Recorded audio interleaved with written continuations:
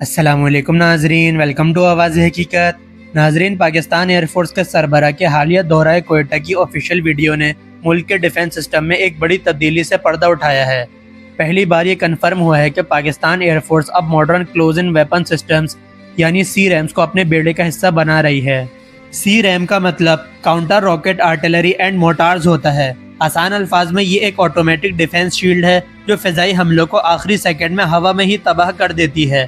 جیسے کرکٹ میں wicket keeper تیزی سے آتی ہوئی بال کو پکڑ لیتا ہے، بالکل اسی طرح یہ سسٹم میزائل یا ڈرون کو ٹارگٹ تک پہنچنے سے پہلے ہی روک دیتا ہے۔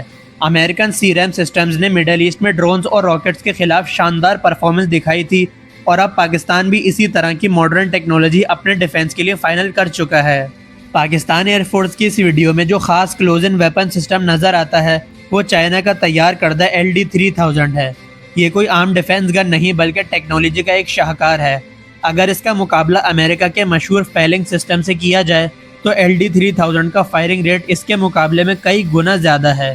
یہ سسٹم 11 بیرل والی 30 ملی میٹر گیٹلنگ کینن استعمال کرتا ہے جو 1 منٹ میں 12,000 راؤنڈز فائر کر سکتی ہے۔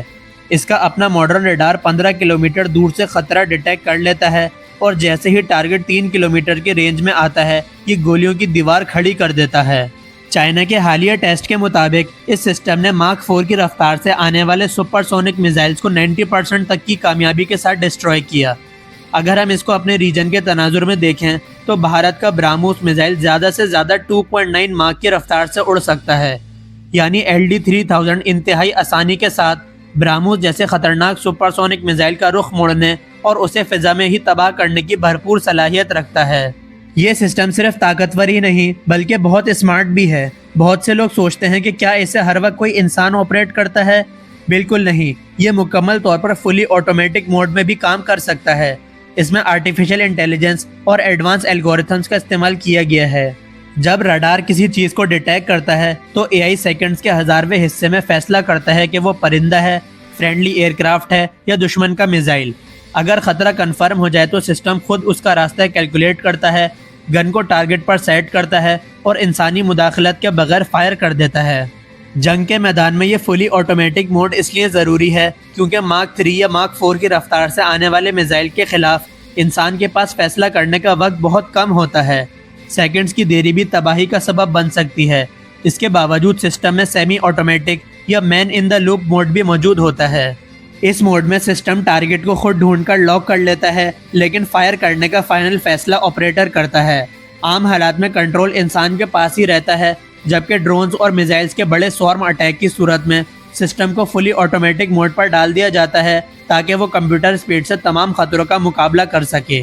اس سسٹم کو اپنانے کی ایک بڑی وجہ اس کی لو کاسٹ اور معاشی افادیت ہے۔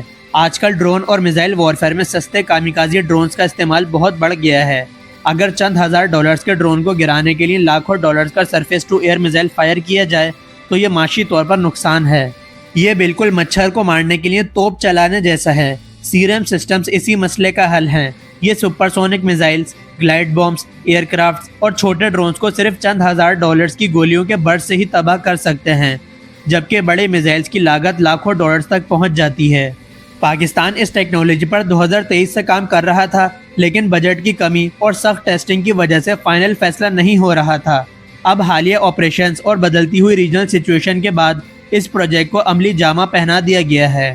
پاکستان ایئر فورس کا یہ قدم اس بات کی واضح نشانی ہے کہ جہاں وہ اپنی آفینسو کیپیبلٹیز دکھا چکی ہے، وہیں اب اپنے ایئر بیسز اور حساس تنصیبات کے گرد ایک مضبوط ڈیفنس نیٹ ورک بھی تیار کر رہی ہے جسے توڑنا دشمن کے لیے بالکل ناممکن ہوگا۔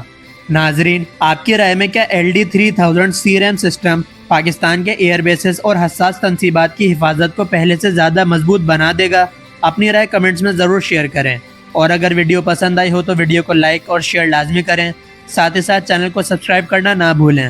آپ سے ملاقات ہوگی نیکسٹ ویڈیو میں، تب تک کے لیے اللہ حافظ۔ پاکستان زندہ باد۔